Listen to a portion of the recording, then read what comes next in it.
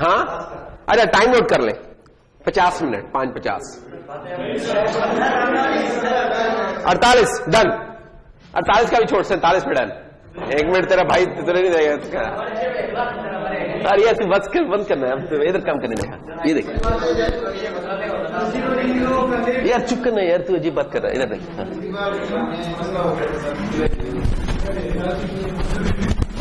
इधर से अब हॉस्टल तक की वैन चलने लग गई मेरा भाई नदीर भाई नहीं मैं अच्छा मैं समझ वैन की बात करेंगे वैन नहीं मिली है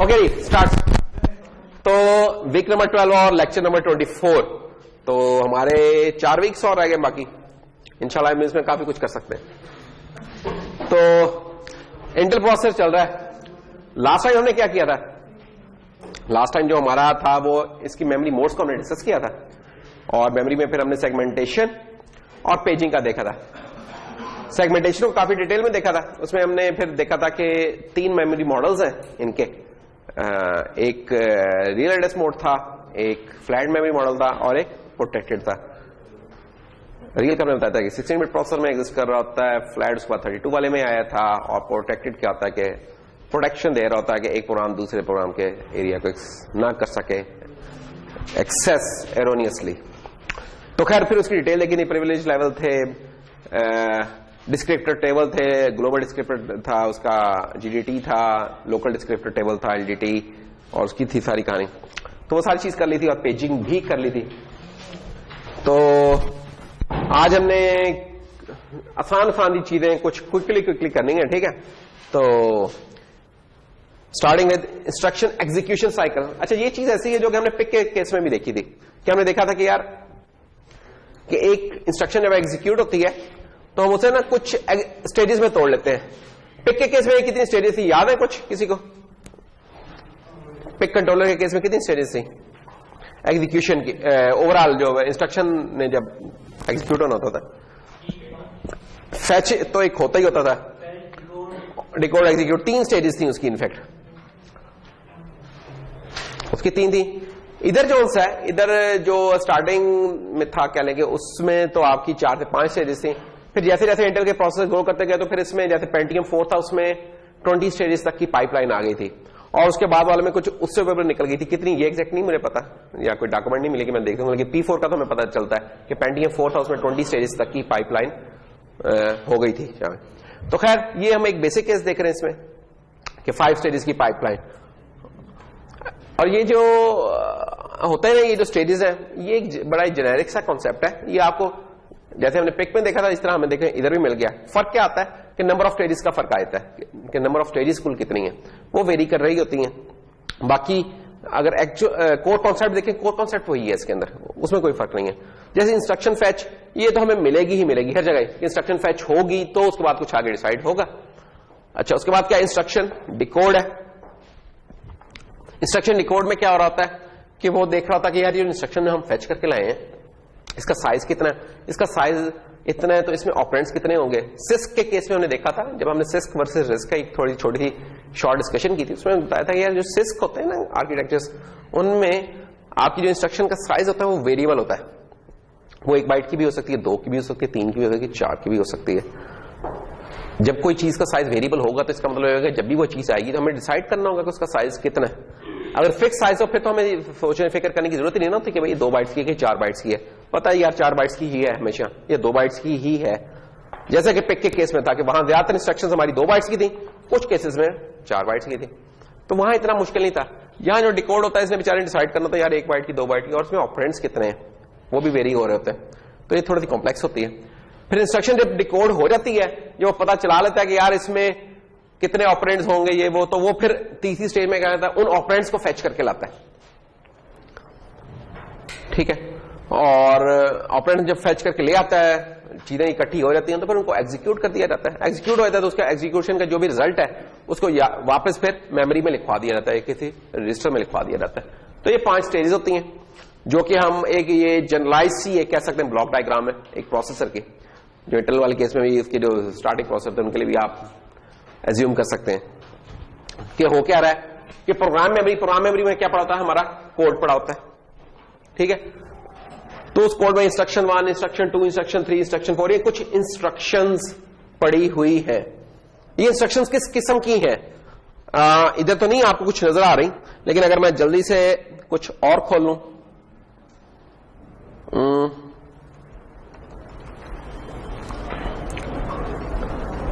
फॉर एग्जाम्पल यहां ये देखें कुछ इंस्ट्रक्शंस पड़ी हुई हैं। मैं ये प्रोग्राम खोल लेता हूं ताकि ये देखें। अब ये एक प्रोग्राम है असेंबली में लिखा हुआ, ठीक है। ये कुछ इसमें डेटा वेरिएबल्स बनाए हुए हैं, ये आज हम देखेंगे ये कैसे बन रहा है। और ये इंस्ट्रक्शंस पड़ी हुई हैं, ये वो प्रोग्राम मेमोरी का पार्ट है, डॉट कोड, जो कोड मेमोरी में जाती है चीज। तो जो भी हमारा प्रोग्राम होता है, जो भी हम चीज चला रहे हैं, उसके दो हिस्से तो होते ही होते हैं। कोड का एक हिस्सा होता है पार्ट, जिसमें इंस्ट्रक्शंस लिखी होती हैं, और एक उसका डेटा का पार्ट होता है। ये ऐसे ही कि जैसे आप मीडिया प्लेयर चला रहे हो, तो मीडिया प्लेयर का एक अपना एक प्रोग्राम है, ठीक है। और उसके लिए डेटा क्या है? जो भी आप सॉन्ग्स प्ले कर रहे हैं, वीडियोस प्ले कर रहे हैं, उसके लिए उसका डेटा है। इन जरा यानी कि क्रूड सी सेंस में आप कह सकते। तो इधर भी इस तरह ही कि कोड का है हिस्सा और ये डेटा का हिस्सा, जिसमें आपने कुछ वेरिएबल्स बना के रखे हुए। तो कोड में ये वो चीज है जो कि आपकी कोड मेमोरी में जाएगी, ये वाला वो हिस्सा होगा कोड मेमोरी में जाएगा। अब ये पहली इंस्ट्रक्शन है उसके अंदर कि मूव करो रजिस्टर EAX, जो कि कल हमने देखा था कि प्रोसेसर रजिस्टर होते हैं।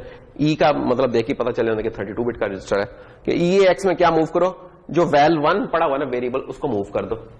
ये पहली इंस्ट्रक्शन। फिर उसके बाद दूसरी इंस्ट्रक्शन है कि ऐड कर दो। क्या बोला? ऐड कर दो EAX के अंदर जो भी चीज आपने मूव की थी उसमें वैल 2 ऐड करो और उसका रिजल्ट दोबारा EAX में डाल दो। तो ये कुछ इंस्ट्रक्शन है जिनको आज हम थोड़ा सा देखेंगे भी।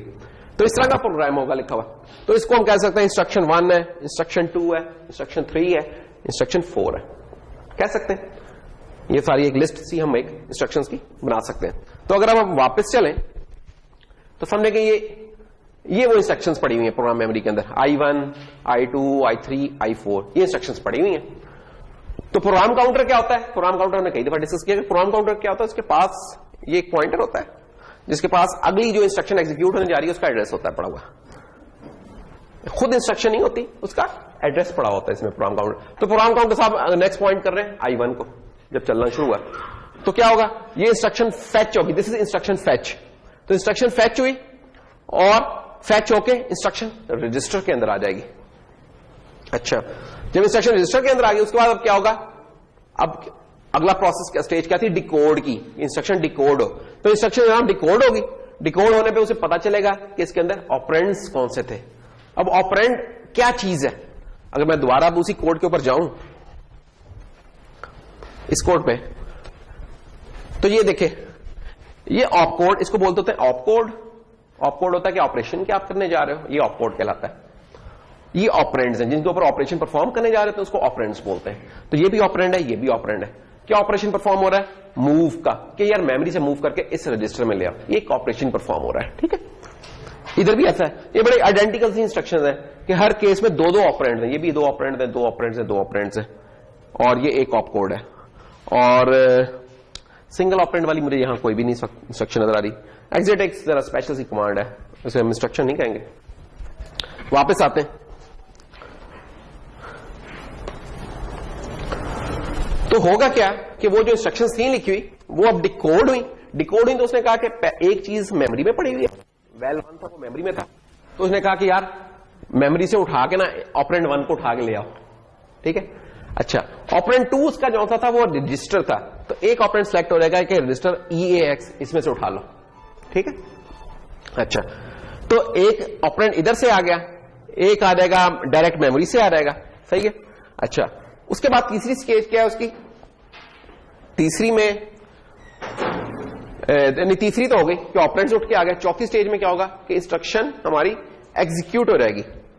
तो ALU साहब क्या करेंगे? एग्जीक्यूट करेंगे। अगर ऐड का ऑपरेशन परफॉर्म करना तो ऐड हो जाएगा। मूव के केस में तो ALU नहीं चाहिए होता, बेचारा ये यूज ही नहीं होता, मूव का काम तो वैसे ही हो गया। लेकिन अगर कोई आपने अरिथमेटिक ऑपरेशंस थे, कोई शिफ्टिंग वगैरह थी, वो सारी अब ALU साहब परफॉर्म कर देंगे। और 5वीं चीज क्या होगी कि जो आउटपुट निकली है इसको वापस या तो रजिस्टर में लिखवा दो या मेमोरी में लिखवा दो, वो डिपेंड करता है कि हमारी इंस्ट्रक्शन क्या है। मसलन अगर मैं दोबारा इस कोड पे जाऊं तो इस केस में देखें, इस केस में क्या है कि जो रिजल्ट आया वो हमने क्या कि EAX को ऐड करो वैल 3 में और इसका रिजल्ट दोबारा EAX के अंदर ही आ जाएगा। तो इस केस में रिजल्ट इसका दोबारा रजिस्टर में चला जाएगा। और मूव के ये जो चौथी इंस्ट्रक्शन है इसमें क्या है कि EAX के अंदर जो चीज पड़ी है इसको उठा के रिजल्ट वाली मेमोरी लोकेशन पे रख दो। तो वो फिर डिपेंड करता है इंस्ट्रक्शन क्या है, उसकी डेस्टिनेशन एक रजिस्टर भी हो सकती है और उसकी डेस्टिनेशन एक मेमोरी लोकेशन भी हो सकती है। तो इस तरीके से हमारी ये इंस्ट्रक्शन का एग्जीक्यूशन साइकिल काम कर रहा होता है कि फैच हुआ, फिर इंस्ट्रक्शन डिकोड हुई, फिर ऑपरेंड्स फैच हुए, फिर इंस्ट्रक्शन एग्जीक्यूट हुई और फाइनली राइट बैक हो गया, आइदर टू रजिस्टर और आइदर टू मेमोरी। तो ये एक सिलसिला चलता रहता है, fetch, IF, ID, operand fetch, instruction execute, result right back.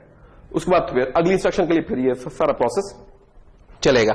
ठीक है, फिर हमने देखा था पिक के केस में भी इवन हमने देखा था कि हम क्या करते हैं कि हम कहते हैं कि यार जो इंस्ट्रक्शन ने फैच होना है, अगर पहली स्टेज ने काम कर लिया हुआ है, ये फारिग हो गई है, तो क्यों ना ये अगली को शुरू कर दे, और उससे अगली जब फारिग हो गई तो वो उससे अगली इंस्ट्रक्शन पे आ रहा है। तो हम कहते हैं कि ये चीज हमने कहा था कि पाइपलाइनिंग हम कर सकते हैं। और पाइपलाइनिंग क्या होती है, पाइपलाइनिंग से हम पॉसिबल कर सकते हैं क्या कि एक इंस्ट्रक्शन को स्टार्ट कर दें इससे पहले कि दूसरी इंस्ट्रक्शन कंप्लीट हो चुकी हुई है। अब ये देखें, ये इंस्ट्रक्शन 1 थी, अब ये 5 स्टेजेस की नहीं, ये 6 स्टेजेस की हमने एक एज्यूम की है पाइपलाइन। तो स्टेज 1 से गुजरी, अब ये स्टेज 1 फैच की होगी प्रॉब्लम, ये डिकोड की होगी, ये ऑपरेंड फैच की होगी। ठीक है, ये संग की कुछ स्टेजेस है। तो इंस्ट्रक्शन वैसे तो क्या होना चाहिए था कि ये जब काम होता तो इंस्ट्रक्शन 2 स्टार्ट होती, हमने ये नहीं किया। हमने जैसे ही स्टेज 1 फारिग होगी, हमने कहना कि बजाय 7th साइकिल्स पे जाके काम करें, इधर से लेकर इधर तक ये फारिग ही पड़ा हुआ है, ये फारिग पड़ा है, तो क्यों ना इसको उठा के ऊपर मूव कर दें। तो इस पूरे को हम ऊपर मूव करेंगे तो क्या होगा, तो बजाय 7 साइकिल के ये चीज साइकिल 2 के ऊपर आके एग्जीक्यूशन शुरू हो जाएगी। फायदा इसका क्या हो रहा है, फायदा इसका ये हो रहा है कि 6 स्टेजेस के बाद, 6 साइकिल्स के बाद हमें क्या मिल रहा है, एक इंस्ट्रक्शन मिल रही है। उसके बाद हर नेक्स्ट साइकिल के ऊपर हमें एक नई इंस्ट्रक्शन एग्जीक्यूट होती हुई मिलती जा रही है। ये बहुत बड़ा एक फायदा है, पाइपलाइनिंग का कॉन्सेप्ट करा रहेगा। ये हमने पिक के केस में भी डिस्कस किया था। तो गेन हमें क्या मिल जाएगा, तो उस केस में वो साइकिल्स हमारे वेस्ट जा रहे हैं। इसमें गेन क्या मिल जाएगा, अगर ये पाइपलाइन ना होती और 6 स्टेजेस की पाइपलाइन होती, तो स्टेजेस अगर हमारी होती 6 और लेट्स से हमने 20 इंस्ट्रक्शंस एग्जीक्यूट कर रहे थे, लेट्स से 20 इंस्ट्रक्शंस थी, और अगर हमने पाइपलाइन ना किया होता तो कितने साइकिल्स लगने थे, फिर लगने थे 20 इंटू 6 120 साइकिल्स। ये नॉन पाइपलाइन केस में था। पाइपलाइन केस में क्या हो जाएगा, पाइपलाइन केस में हमारे पास ये फार्मूला है कि अगर स्टेजेस को अगर हम K से डिनोट कर लें और इंस्ट्रक्शंस को अगर हम N से डिनोट कर लें, तो यही वाला काम हमारा कितने में हो जाएगा, 20 प्लस स्टेजेस के हमारी पहले आ रही 6 प्लस 20 माइनस 1 विच इज 25।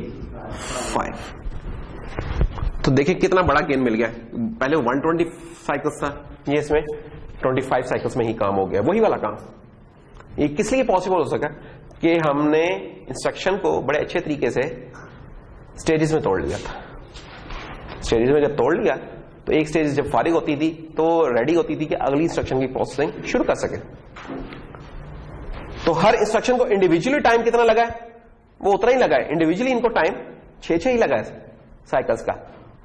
ठीक है ना, देखिए इस इंस्ट्रक्शन को भी एग्जीक्यूटर में टाइम 6 साइकिल लगा। नॉन पाइपलाइन के केस में भी इसको भी 6 लगा, लेकिन जब पाइपलाइन कर दिया तो पहली इंस्ट्रक्शन कंप्लीट होगी 6 साइकिल में, लेकिन उसकी अगली इंस्ट्रक्शन उससे अगले साइकिल में शुरू हो गई और 7th में जाके कंप्लीट हो गई। इंडिविजुअल इंस्ट्रक्शंस का टाइम उतना ही है, सिर्फ वो ये कि उनका पाइपलाइन करने से क्या गया, अब हर साइकिल के ऊपर हमें आउटपुट मिल रही है। तो इस चीज को हम कहते हैं पाइपलाइनिंग को ना एक किस्म का पैरेललिज्म कहते हैं कि टाइम डोमेन में हमने पैरेललिज्म इसको दे दिया। एक टाइम डोमेन में पैरेललिज्म होता है और एक स्पेस डोमेन में कह लें कि जिसमें हम यूनिट्स मल्टीपल कर देते होते हैं। ये यूनिट्स तो नहीं मल्टीपल किए, यूनिट्स तो उतने ही थे, सिर्फ हमने टाइम डोमेन में चीजों को, जो एक काम बड़ा काम हो रहा था उसको छोटे छोटे प्रोसेसेस में तोड़ा और इस तरह कर दिया कि एक प्रोसेस जब कंप्लीट कर लेता है तो अगला शुरू होता है, अगला वो कंप्लीट होता है तो अगला शुरू होता है और पिछले वाला फिर नया चीज के ऊपर प्रोसेस करने लग जाता है। तो ये फायदा है फिर इसका पाइपलाइन एग्जीक्यूशन का। अच्छा, फिर कुछ केसेस आते हैं, ये बड़ा आइडियल सा केस था कि इसमें हर स्टेज जो सी थी ना वो इक्वल टाइम ले रही थी। कुछ हम देखेंगे कि यार इन एक्चुअल ऐसा भी होता है कि बाद स्टेजेस जो सी होती हैं वो ज्यादा टाइम ले लेती हैं। तो उसमें क्या होगा, अब ये देखें, अब यहां ये जो केस है इसके अंदर अगर आप देखें तो जो स्टेज नंबर 4 है, अब स्टेज नंबर 4 जो सा है इसका काम एक साइकिल में कंप्लीट नहीं हो रहा, इसे 2 साइकिल्स चाहिए कंप्लीट होने के लिए। ठीक, हो सकता है कोई प्रोसेस आपने तोड़ा हो वो इक्वल हिस्से में ना टूट सके, तो एक चीज से ज्यादा टाइम ले रही हो, तो बाकी तमाम चीजें तो अगर ये 1-1 सेकंड ले रही है लेट्स से, तो ये चीज 2 सेकंड ले रही है। अच्छा, इस केस में फिर क्या होगा मसला, इस केस में मसला ये होगा कि अब ये जो यूनिट है, अब ये देखें, अब चौथे साइकिल पे भी इंस्ट्रक्शन 1 स्टेज 4 पे फंसी हुई है, 5वें पे भी स्टेज 4 पे फंसी हुई है। क्यों फंसी हुई है? क्योंकि स्टेज 4 2 साइकिल्स ले रही है, ये 2 साइकिल्स ले रही है, इसलिए इसने इतना टाइम स्पेंड किया। अगर 2 साइकिल ले रही है तो इससे क्या हुआ कि जो पीछे से जो इंस्ट्रक्शंस आ रही थी उनको भी अब उतना ही रुकना पड़ रहा है। गाड़ी आप लेके जा रहे हैं, आगे गाड़ी रुक गई है, पिछली गाड़ियां भी रुक जाएंगी कि वो 2 सेकंड स्पीड ब्रेकर आगे लाइट से 2 सेकंड उससे गुजरने में लग रहे हैं, तो पिछली गाड़ियां भी बेचारे उतना ही टाइम लेती रहेंगी। इधर भी यही हो रहा है हालात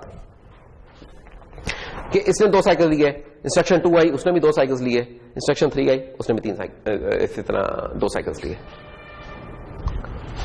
इससे क्या होगा, इससे ये हो रहा है कि हमारे ना पाइपलाइनिंग कोई परफेक्टली इस्तेमाल नहीं हो, जिस तरह पहले हो रही थी ना कि कोई स्लॉट खाली नहीं आ रही। अब ये देखें, ये स्लॉट एक खाली जा रही है, क्यों रुक गई, पूरी पाइपलाइन ही रुक गई।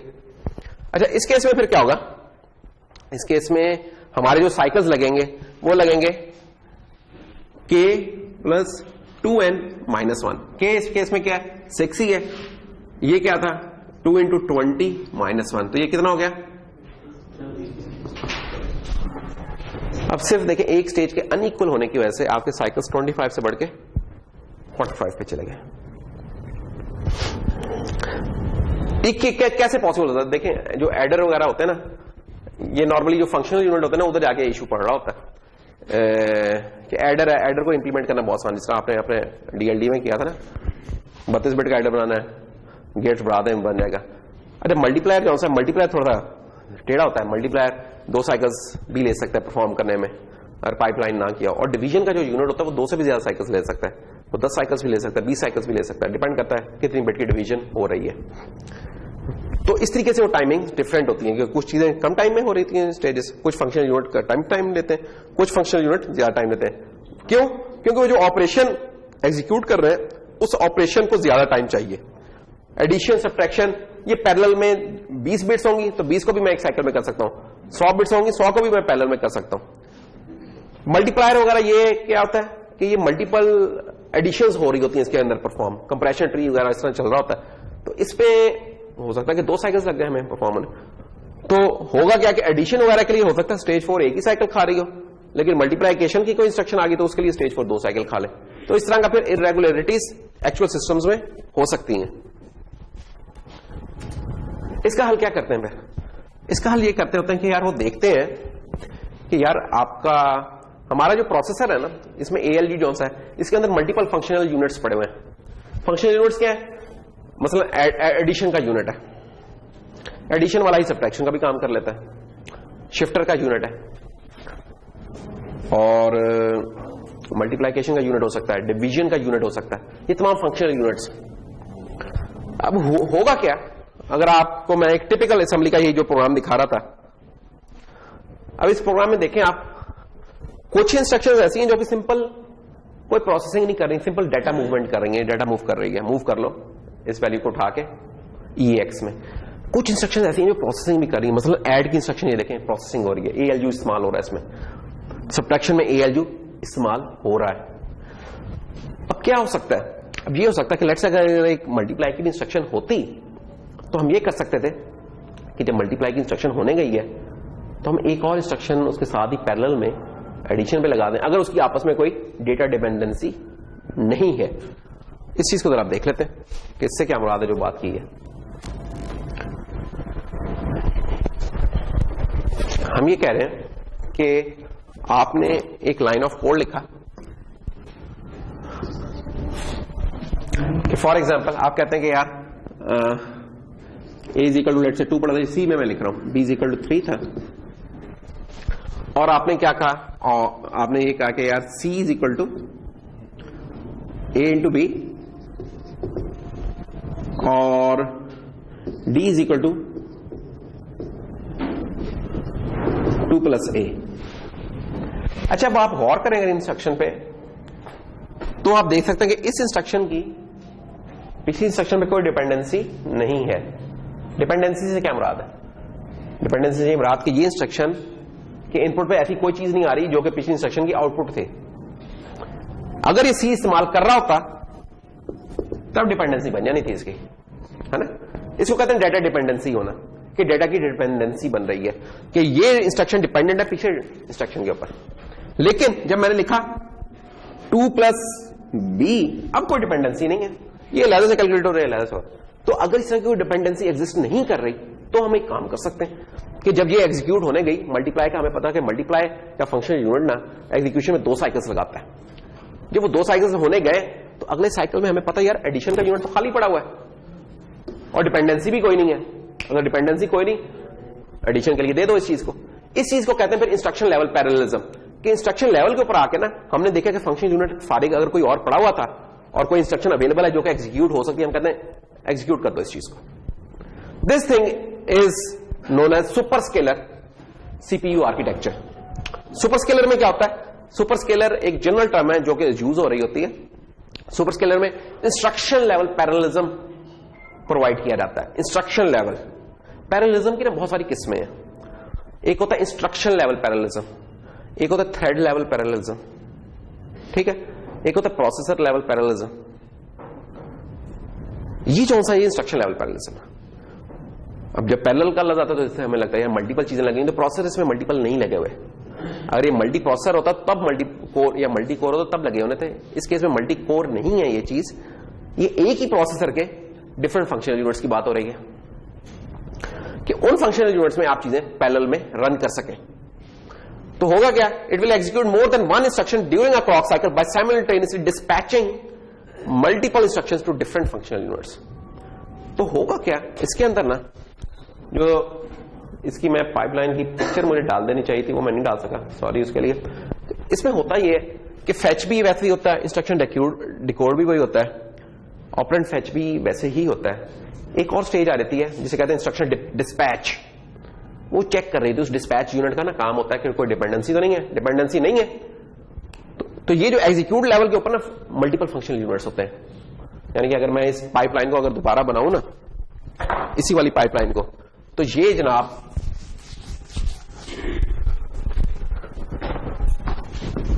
IF ऐसे ही है, ID ऐसे ही है, ऑपरेंड फैच ऐसे ही है।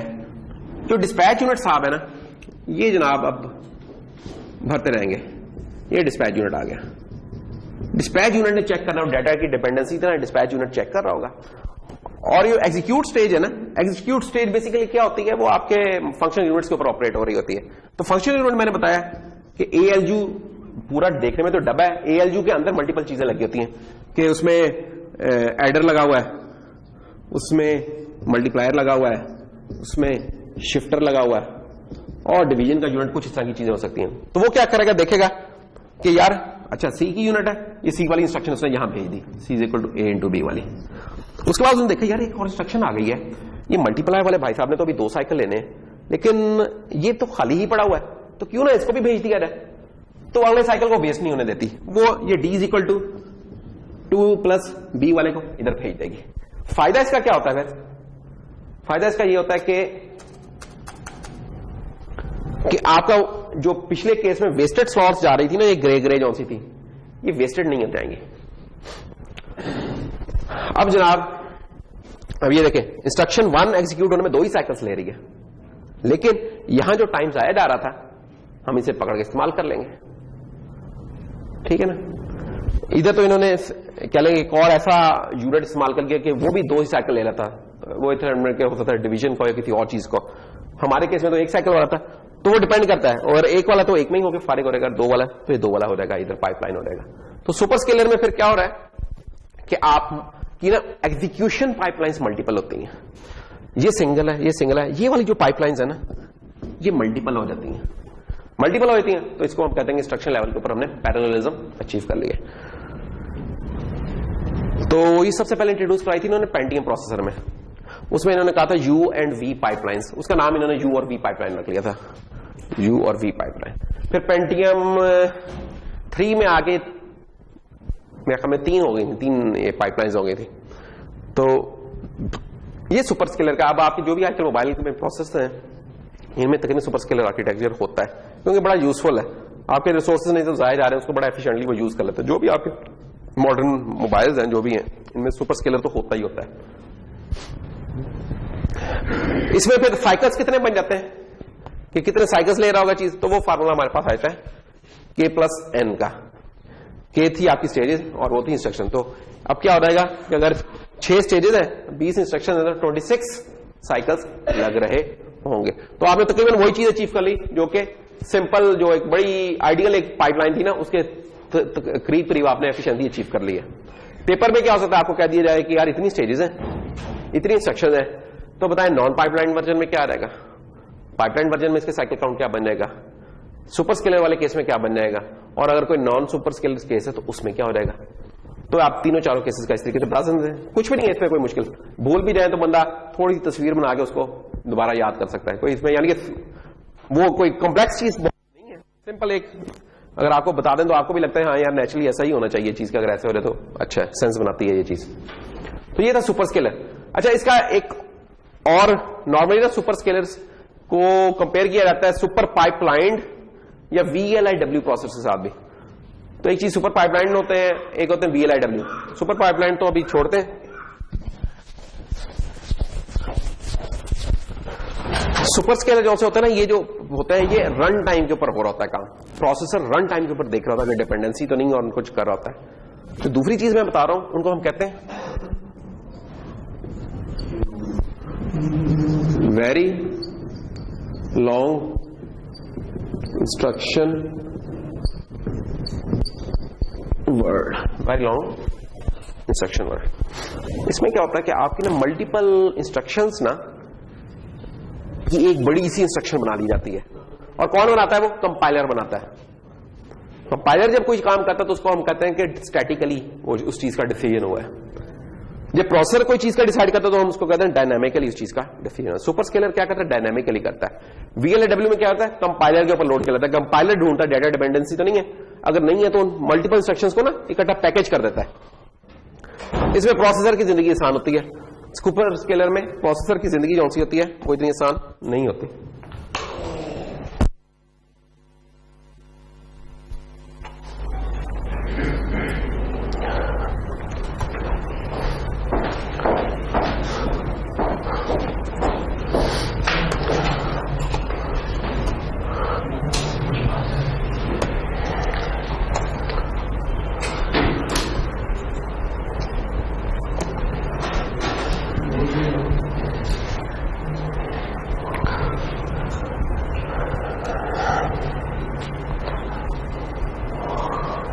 फॉर एग्जाम्पल ये ना एक और प्रोसेसर है कोई जो अभी आपको नहीं पढ़ाया गया, प्रोसेसर तो बहुत सारी जिंदगी में यूज कर रहे हैं। तो एक और कंपनी है टेक्सास इंस्ट्रूमेंट, उनका DSP प्रोसेसर है एक, तो उसके लिए एक असेंबली कोड लिखा हुआ है। ये इसको हम कहते हैं लीनियर असेंबली, एक के बाद एक असेंबली। अच्छा, ये जो सा है ना, ये एक है VLIW प्रोसेसर। इसका मैं मॉडल बताता हूं है क्या। ये है TMS 320 C6416, ठीक है। ये प्रोसेसर है, ये एक VLIW प्रोसेसर है, ठीक है। ये प्रोसेसर इस्तेमाल होता है जहां आपने बड़ी फास्ट कैलकुलेशंस करनी हो, मल्टीपल यूनिट्स। तो ये उसकी असेंबली है। ये मैं डिटेल में जा रहा, कुछ चीजें तो आप पहचान सकते हैं। LD लोड का कोई काम हो रहा है, डॉट प्रोडक्ट, एक डॉट प्रोडक्ट का ऑपरेशन होता है, मल्टीप्लाइकेशन और एडिशन का काम होता है। फिर जनाब क्या है, फिर एडिशन का कोई काम हो रहा है। ये कुछ चीजें आप वैसे ही पहचान सकते हैं। अच्छा, इसका क्या करते हैं हम, ये जो VLIW प्रोसेसर है ना, इसमें होते हैं मल्टीपल फंक्शनल यूनिट्स। कितने होते हैं वो फंक्शनल यूनिट्स, 8 होते हैं इसमें, ठीक है। 2 प्रोसेसर अंदर डाले होते हैं और हर प्रोसेसर में 4-4 यूनिट्स होते हैं, कुल 8 यूनिट्स होते हैं। हम क्या करते हैं, हम कहते हैं यार अगर 8 यूनिट्स हैं और उन 8 यूनिट्स के ऊपर अगर मैंने इस तरह एक एक करके चलानी है चीज, फिर तो फायदा कोई ना हुआ उस चीज को चलाने का। ठीक है ना, आपके पास 8 बंदे बैठे हुए हैं जो कि 8 एप्लीकेशन प्रोसेस कर सकते हैं और पीछे से लाइन में एक एक करके बंदे आ रहे हैं, फायदा क्या हुआ उनको 8 को रखने का। मसला सिर्फ ये होता कि काम इतना आसान नहीं होता। ये हो सकता कि ये बंदा आ रहा है, इसको तो मैं प्रोसेसर 1 को दे दिया, लेट्स से फंक्शन यूनिट 1 को दे दिया, उसके बाद जो अगला बंदा आ रहा है हो सकता है उसकी डिपेंडेंसी हो अपने से अगले बंदे पे, तो उसको मैं पैरेलल में नहीं चला सकता, मुझे इंतजार करना पड़ेगा पिछला बंदे का काम हो जाए, जो अभी मैंने कही थी ना डेटा डिपेंडेंसी। तो इस तरह के मसले हो सकते हैं। तो हम क्या करते हैं, वो डेटा डिपेंडेंसीज ना रिजॉल्व करते हैं इधर खुद बैठ के। ये जैसे एक्सेल के अंदर ना हम बैठ के इस तरह काम कर लेते हैं कि इनको ना हम देखते हैं कि मल्टीपल यूनिट्स पे किस तरह इनको लेके जाया जा सकता है। अब ये देखें, ये लोड वाली इंस्ट्रक्शन लोड के यूनिट में चली गई, ये कुछ स्पेशल कोई बिट टेस्टिंग की इंस्ट्रक्शन इधर आ गई, ये एडिशन की इंस्ट्रक्शन इसमें चली गई, और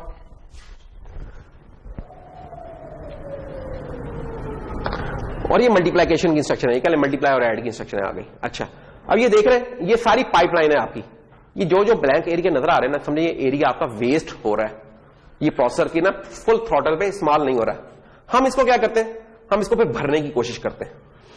वो भरने की कोशिश क्या करते हैं कि हम वो लूप अगर एक दफा चल रही है ना, लूप को ना हम एक चीज होती है जिसको टेक्निक जिसको हम कहते हैं लूप अनरोलिंग, वो आपने इस्तेमाल नहीं की, लेकिन कुछ भी नहीं होता उसके अंदर इस्तेमाल करना। वो ये होता है कि अगर आपने ये लूप लिखी ना for int i equal to 0 i less than 8 i plus plus, और इसके अंदर अगर मैं लिखूं एक्यूमुलेट प्लस इक्वल टू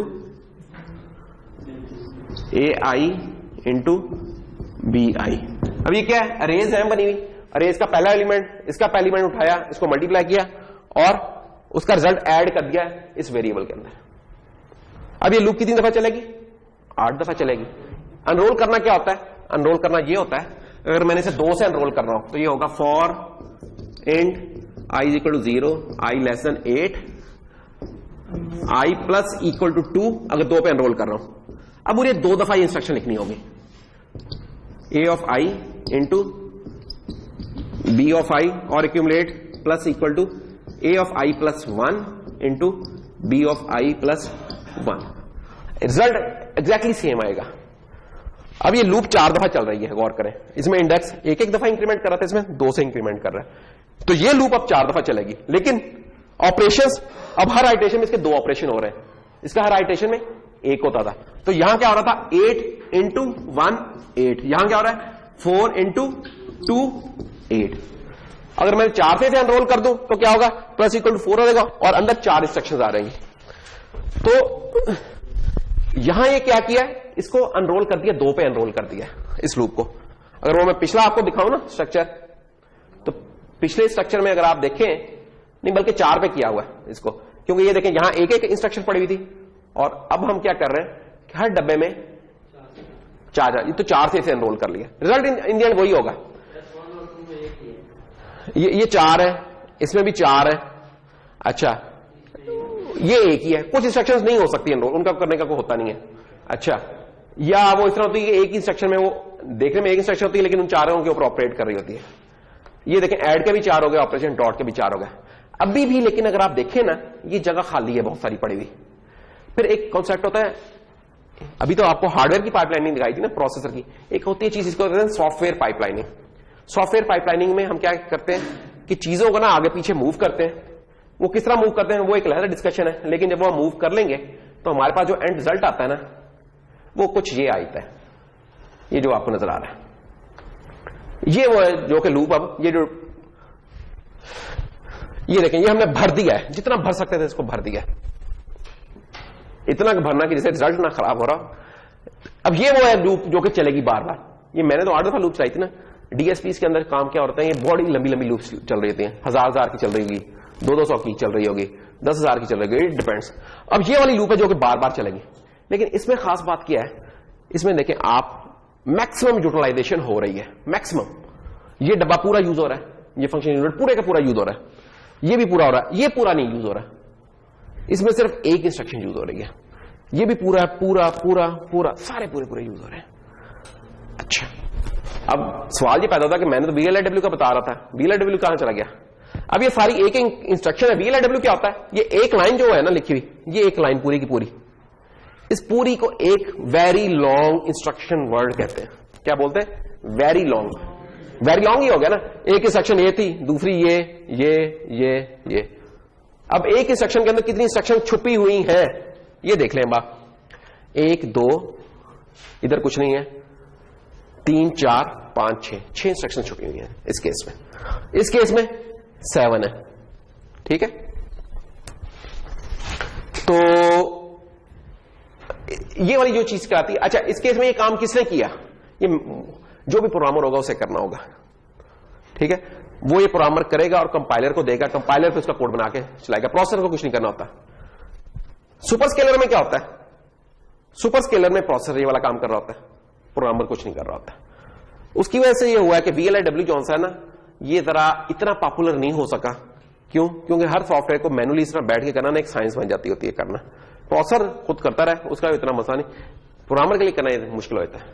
तो खैर, लेकिन अगर ये अच्छे तरीके से चीज अचीव हो रहा है, अगर हम कर लें तो सुपर स्केलर की तरह या उससे भी बात बेहतर रिजल्ट दे सकती है, क्योंकि प्रोग्रामर जरा ज्यादा देख रहा होता है इसमें दूर तक।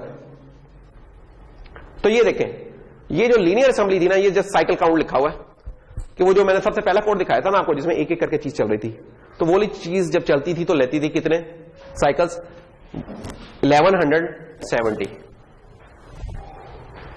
और जब फाइनल हमने इसको पूरी तरह ऑप्टिमाइज कर लिया VLIW के थ्रू, तो वही वाली चीज कितने साइकिल्स लेने लग गई, 53। ये बहुत बड़ा गेन है। ये देखें कितना गेन है, अगर आप डिवाइड करें इससे तो ये कितना, तकरीबन 20-25 टाइम्स का गेन है। समझे कि जो चीज पहले मुझे चलानी थी 25 मेगाहर्ट्ज की स्पीड पे, अब उसे मैं 1 मेगाहर्ट्ज की स्पीड पे भी चला लूं तो फिर भी मेरे रिजल्ट्स जबरदस्त आ रहे होंगे। 25 टाइम्स का फर्क, एक बहुत बड़ा फर्क है। यानी कि कह लेंगे अगर मैं 2 गीगाहर्ट्ज का प्रोसेसर लगा हुआ है, उस पर जो काम कर पा रहा हूं ये चीज करके, तो वो वाला काम अगर ना होता तो शायद 50 गीगाहर्ट्ज का चाहिए होता मेरे प्रोसेसर। तो ये एक बड़ा गेन है देखा जाए कि हम कर सकते हैं। तो ये होता है VLIW आर्किटेक्चर में हम इस तरह काम कर सकते हैं। ये चीजें पढ़ाने के लिए ये कोर्स नहीं होता, एक और कोर्स होता है जिसे कहते हैं सॉफ्टवेयर ऑप्टिमाइजेशन का कोर्स। तो जो इलेक्टिव्स में हमने रखा हुआ, कभी ऑफर हुआ तो हम करवा देंगे, कुछ और होगा। तो बहरहाल अभी ये था कि आपको एक व्यू देना था VLIW प्रोसेसर क्या होता है। तो इसके साथ ये वाली डिस्कशन हमारी कंप्लीट हुई सुपर स्केलर की। सुपर स्केलर जहां भी आता है साथ ही पूछ लेते हैं लोग, यार VLIW क्या होता है, तो VLIW का भी बता दिया हमने, एक प्रैक्टिकल एग्जांपल देके आपको वो भी बता दिया। आगे चलते नहीं, ये वाला काम था जो मैं पिछली दफा कहता था यार 5 मिनट की गेम है हो जाती, तो उन्होंने 5 मिनट ही नहीं दिए यार, अजीब लोग हो। क्विकली हम असेंबली और असेंबलर को देखेंगे क्विकली। क्यों? इसलिए कि ये चीज आप लैब में भी कर लोगे, तो मैं इसमें समझने वाली चीजें कोई इतनी ज्यादा नहीं है। ये चीजें ऐसी हैं रीडिंग वाली हैं। रीडिंग वाली से क्या बुरा है कि आप इन्हें पढ़ते हैं, आपको समझ आती है यार अच्छा इसमें कोई, यानी कि इसमें कोई साइंस नहीं कोई छुपी हुई खास। जो थोड़ी बहुत होंगी चीजें उनको हम एक्सप्लोर करते रहेंगे। Just to start with basics, pick के लिए जब हम कोड लिख रहे थे उधर हम हेक्सा को कैसे शो कर रहे थे, 0x से। यहां जो इस इंटेल की असेंबली के लिए लिखेंगे ना, इसके लिए हमें हेक्सा को शो करना होगा h से। h लिखेंगे पोस्टफिक्स के तौर पे, जैसे ये लिखा हुआ 0 FF3 A और H। ये H बता रहा है कि हेक्साडेसिमल है। अगर H नहीं पड़ा हुआ और 0 पड़ा हुआ है तो इसका मतलब ऑक्टल नंबर है, और अगर 0 नहीं है जैसे ये है तो डेसिमल है। ठीक है, ये बाइनरी वाला केस है। लेकिन बाइनरी शायद आपने नहीं इस्तेमाल करना क्योंकि तुम हर असेंबलर नहीं करता, तो आप भूल जाओ बाइनरी वाली कोई चीज नोटेशन है, जस्ट फॉरगेट इट। डेसिमल है और हेक्स है, ऑक्टल भी कोई इस्तेमाल नहीं होता, उसे भी छोड़ दो। कुछ भी रेडिक्स नहीं गिवन तो फिर वो इंटीजर कांस्टेंट होता है। कैरेक्टर्स सिंगल कोट से, स्ट्रिंग्स डबल कोट से, ये तो हम जानते ही हैं, बहुत अरसे से हम ये काम करते आ रहे हैं। अच्छा, असेंबली लैंग्वेज ये क्या कर रहे हैं? वैसे भाई एकदम जो हमने गियर शिफ्ट किया है, हम प्रोसेसर कर रहे थे, उसका हमने मेमोरी मोड्स भी देख लिए, उसके हमने साइकिल एग्जीक्यूशन भी देख ली। लेकिन प्रोसेसर पे इन दी एंड करना क्या होता है? कोई प्रोग्राम चलाना होता है। जो वो प्रोग्राम चलाना होता है वो हम लिखते होते हैं असेंबली में। उस असेंबली की अब हम बात कर रहे हैं। अच्छा, ये नहीं है कि प्रोसेसर पे प्रोग्राम चल ही नहीं सकता असेंबली के बगैर। अगर आप किसी हाई लेवल लैंग्वेज में काम कर रहे हैं, सी या C++ पे, तो उसका कंपाइलर क्या करता है, खुद ही असेंबली का कोड बना देता है और वो असेंबली एग्जीक्यूटेबल बनाता है, तो आप उस एग्जीक्यूटेबल को चला रहे होते हैं। तो आज तक तो हम यही काम करते हैं जो भी हमने प्रोग्रामिंग की क्लासेस में पढ़ा है कि वो सी का कोड होता है या सी प्लस प्लस का कोड होता है, उसे हम चला देते हैं तो असेंबली का होके एग्जीक्यूटेबल बन जाती है। तो वो काम तो हम करते रहे, हम कह रहे हैं यार जरा असेंबली का भी हमें आइडिया हो रहा है, तो उस असेंबली लैंग्वेज के लिए ये हम कुछ चीजें रूल्स देख रहे हैं, ठीक है। तो असेंबली लैंग्वेज में हम आ गए हुए हैं। असेंबली लैंग्वेज में 3 किस्म की स्टेटमेंट होती हैं, जैसे किसी भी प्रोग्रामिंग लैंग्वेज में नॉर्मली हुआ करती हैं, कि कुछ एग्जीक्यूशन की होती हैं, कुछ डायरेक्टिव्स होते हैं, कुछ मैक्रोज होते हैं। मॉडर्न लैंग्वेज में मैक्रोज को उस तरह नहीं हम कर रहे हैं, डिस्करेज किए जाते हैं। इंस्ट्रक्शन और डायरेक्टिव्स तो होते ही होते हैं। जैसे सी के अंदर डायरेक्टिव किससे हम शो करते हैं, हैश इंक्लूड, ठीक है। जो हैश आता है ना दूसरी लाइन पे, वो डायरेक्टिव ही होता है। उधर हम उसे कहते हैं कि कंपाइलर का डायरेक्टिव है। ये असेंबली में बात करता हूं, कहते हैं कि असेंबलर का डायरेक्टिव है, ठीक है। अच्छा, तो कोई भी डायरेक्टिव किसी भी लैंग्वेज में जब होता है तो एग्जीक्यूटेबल स्टेटमेंट नहीं होती, वो नॉर्मली इंस्ट्रक्शंस होती हैं उस कंपाइलर को या उस असेंबलर को। एग्जीक्यूटेबल इंस्ट्रक्शंस होती हैं जो इन एक्चुअल एग्जीक्यूट होती हैं प्रोसेस पे, जो कि फैच होती हैं, डिकोड होती हैं, एग्जीक्यूट होती हैं, ये वो वाली होती हैं। और मैक्रोस क्या होता है, वो कुछ डायरेक्टिव्स का या कुछ असेंबली लैंग्वेज का एक कह लें कि ग्रुप करके आप उनको नाम देते हैं, वो मैक्रोस बन जाते हैं। असेंबली इंस्ट्रक्शन का एक टिपिकल स्टाइल ये होगा, लेबल अगर कोई हुआ, जहां जहां आप ये स्क्वायर ब्रैकेट्स देख रहे हैं ऑप्शनल है, यानी कि हो सकता है कि ये जरूरी नहीं कि हर इंस्ट्रक्शन में एग्जिस्ट करे, ऑप्शनल है। जहां भी ये स्क्वायर ब्रैकेट्स देखें। न्यूमोनिक कौन सा, ये आपको कौन सा, ये आपका एसेंशियल है, ये लाजमी होगा जब भी कोई इंस्ट्रक्शन की बात हो रही है। ऑपरेंड्स ऑप्शनल है, कमेंट्स ऑप्शनल है। ऑप्शनल से ये मुराद नहीं कि मेरी मर्जी है कभी दूं और मेरी मर्जी है कभी ना दूं। कमेंट्स के केस में तो ठीक है। ऑपरेंड्स के केस में ऑप्शनल इस सेंस में कि वो इंस्ट्रक्शन सपोर्ट करती है ऑपरेंड या नहीं करती, वो सेंस में है। लेबल क्या करता है, लेबल बेसिकली ये जो लाइन लिखी होती है ना उसका एड्रेस होता है, लेकिन हमें तो नहीं पता था कि प्रोग्राम मेमोरी उसका एड्रेस क्या होगा, तो हम उसको एक लेबल लगा देते हैं। जैसे मैं इस जगह पे खड़ा, मुझे नहीं पता कि इसके लेट लॉन्ग क्या है, लेकिन मैं लिख दूं कि बोर्ड के साथ, तो बोर्ड के साथ का एक लेबल मैंने लगा दिया। इस तरह इधर भी मैं लेबल लगा सकता हूं अपने प्रोग्राम में। मसलन ये देखें, वही वाला प्रोग्राम दोबारा, इस प्रोग्राम की आज हमें जान ही छोड़ ली, किधर गया वो हमारा प्रोग्राम, यार आपको बहुत खबर होती है, किधर गया, ये वाला था। चलो इसको इसमें से कोई इस्तेमाल करते हैं, हमारा कौन सा मसला है, हमारा कौन सा बिला है। अब जैसे ये लाइंस हैं लिखी हुई, ये असेंबली की लाइंस लिखी हुई हैं, ये कमेंट्स हैं, देखिए सेमी कॉलन के बाद जो चीज लिखी होती है सेमी कॉलन होता है। सी के अंदर तो सेमी कॉलन किस लिए होता है, सी या सी प्लस प्लस में इंस्ट्रक्शन की क्लोजर होता है वो। यहां सेमी कॉलन का मतलब है कि कमेंट लिखने की टाइम आ गया, कमेंट लिख लें। ये ऑप्शनल पार्ट होता है, लिखते तो अच्छी बात है, ना लिखे कोई मसला नहीं। ये निमोनिक है, मूव ऐड, ये निमोनिक है। ये ऑपरेंड्स यहां 2 है, यहां 2 है, सारों में 2-2 है। कुछ ऐसी इंस्ट्रक्शन होती है जिसमें 2 नहीं होते, 1 होता है, कुछ ऐसी होती है जिसमें 1 भी नहीं होता। लेबल यहां में कोई नहीं नजर आ रहा बाय द वे। लेबल अगर होता तो यहां कहीं कुछ और लिखा होता। चलो लेबल ढूंढते हैं जल्दी से, लेबल आपको ढूंढ के दिखाते हैं।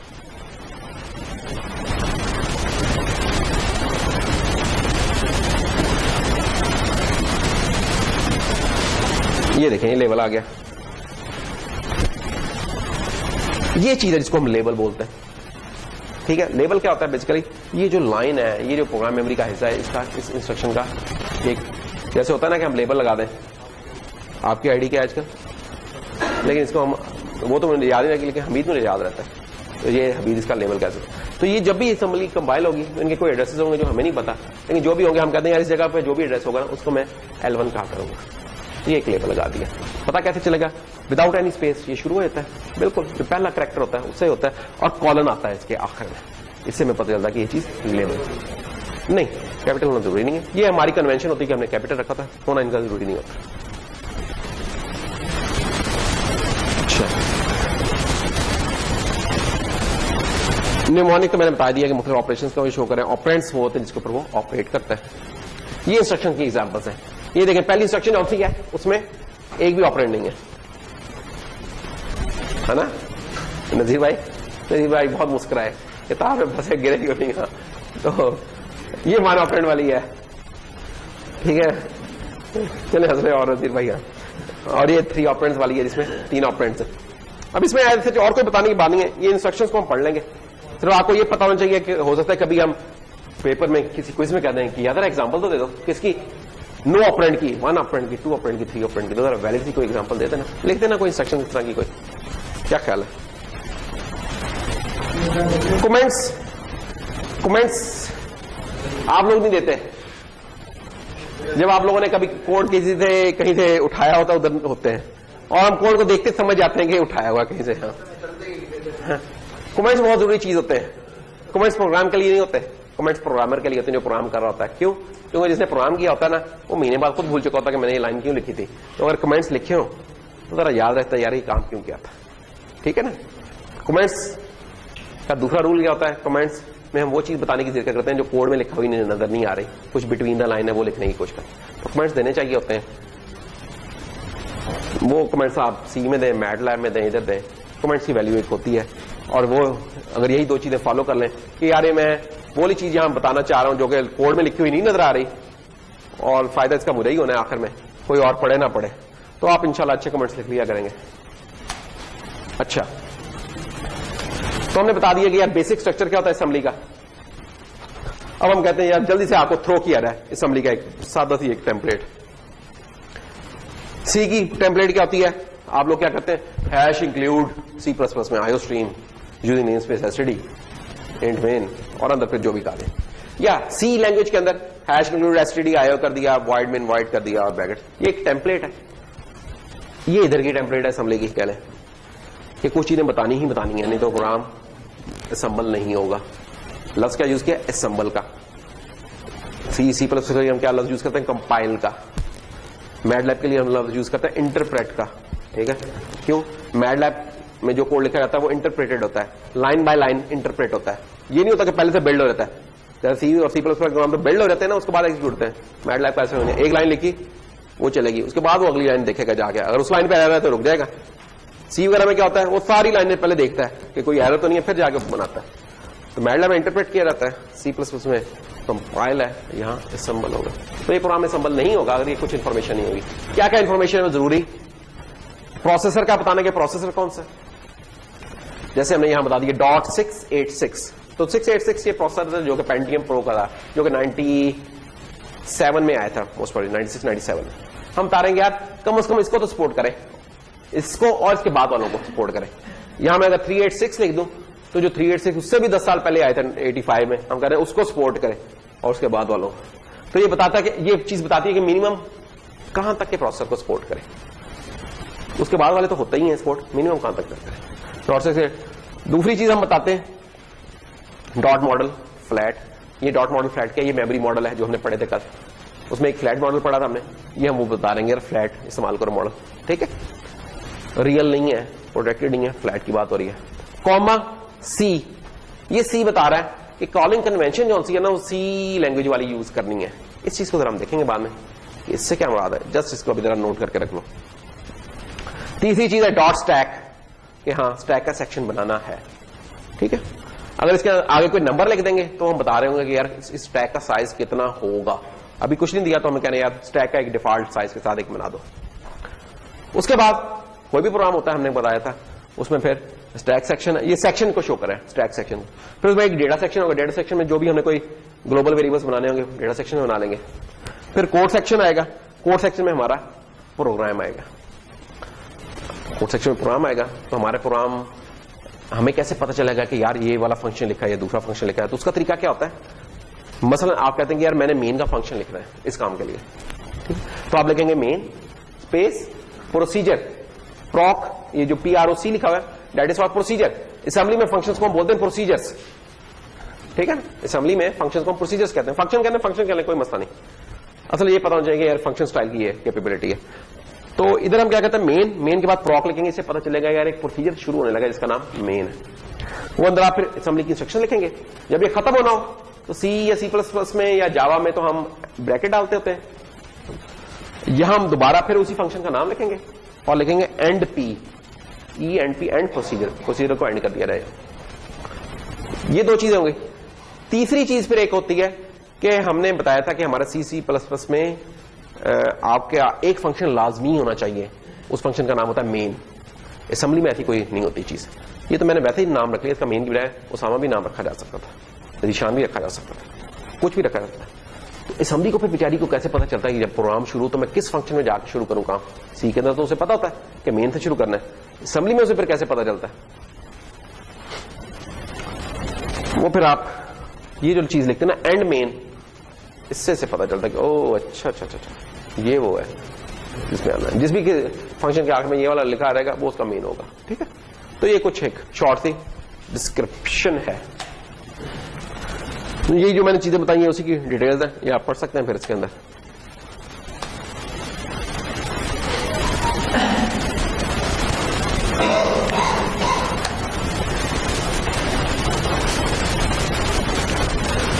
अच्छा, वो एक टेम्पलेट दे दी। अब हमने एक छोटा सा प्रोग्राम बनाया जिसमें हम कहते हैं यार इंटीजर्स को ऐड सब्ट्रैक्ट कर लें। .686 डॉट मॉडिफाइड, ये वही आगे चीजें, कॉमा सी आ गया, डॉट कोड लिखा, वैसे ये हुबहू वही चीज आ गई, सिर्फ ये चीजें अंदर चेंज की हैं। अच्छा, इसमें कुछ चीजें निकाल दी हैं। क्या निकालेंगे? यहां स्टैक लिखा हुआ नजर नहीं आ रहा क्योंकि इधर स्टैक की जरूरत ही नहीं है। यहां कोई डॉट डेटा सेक्शन नहीं नजर आ रहा है क्योंकि यहां कोई ग्लोबल वेरिएबल भी नहीं बना, उसकी भी जरूरत नहीं है। कोड सेक्शन तो चाहिए, कोड सेक्शन ही कोई प्रोग्राम ही, इसका मतलब कोई नहीं, तो कोड तो लाजमी चाहिए। तो कोड के अंदर आ गया ये जनाब, हम मूव EX के अंदर ये 10,000 हेक्सा में लोड कर लो, 40,000 हेक्सा में। अच्छा, ये ऐड कर लिया EX के अंदर, फिर सब्ट्रैक्ट कर लिया EX के अंदर जो भी चीज है उसमें से 20,000 हेक्सा वाला सब्ट्रैक्ट कर लो। ये उसके रिजल्ट्स लिखे हुए हैं साथ। और फिर फाइनली जो रिजल्ट आया ये एक डमी इंस्ट्रक्शन है। डमी इंस्ट्रक्शन क्या होती है? जो कोई काम नहीं कर रही होती। ये देखो, EX को उठा के EX में मूव कर दो, इसमें क्या है उसने तीर मार लिया, तो एक डमी इंस्ट्रक्शन है, इसका कोई काम नहीं, वैसे लिखी हुई है और ये प्रोग्राम खत्म हो गया। तो एक बेसिक सा प्रोग्राम है जो कि क्या कर रहा है, ऐड और सब्ट्रैक्ट कर रहा है इंटीजर्स को।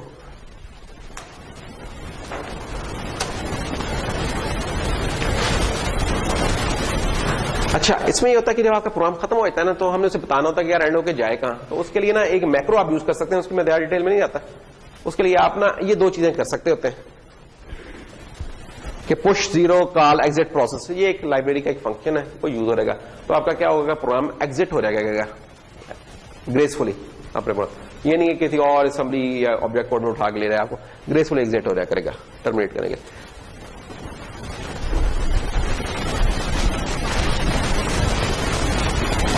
अच्छा, हमने एक असेंबली की फाइल बना ली जिसमें हमने एक असेंबली का कोड भी लिख लिया। अब हमें ना पता होना चाहिए कि यार असेंबली से ऑब्जेक्ट कोड बनने में क्या क्या मराहिल पेश आते हैं। तो होता क्या है कि आप पहले कोई .asm फाइल बनाते हैं, ठीक है। .asm एक्सटेंशन है बेसिकली असेंबली वाली उसकी फाइल की, सी नहीं होती, asm होती है। उसमें असेंबली का प्रोग्राम लिखा, असेंबल किया, अगर वो हो गया असेंबल सही तरह तो उसका ऑब्जेक्ट कोड बन जाएगा, मशीन कोड जिसे बोलते हैं। फिर क्या होता है, लिंकर एक चलता है। लिंकर क्या करता है, इस ऑब्जेक्ट कोड के अगर कोई लाइब्रेरी इस्तेमाल हो रही है, कोई और ऑब्जेक्ट कोड उनके साथ उठा के बंडल करता है और बंडल करके एक एक्जी बना देता है। और एक मैप फाइल भी होती है, मैप फाइल बता रही होती है कि उस एक्जी में चीजें कहां कहां पड़ी हुई हैं, एग्जैक्ट बता देगा कि इस एड्रेस के ऊपर जाके ये पड़ी है, ये चीज इतना साइज ले रही है, इतना ले रही है, मैप फाइल में होती है वो। और जब वो एक्जी बन जाती है, आपकी चॉइस से रन करना है रन करें, डिबग करना है डिबग करें। तो एक साइकिल होता है।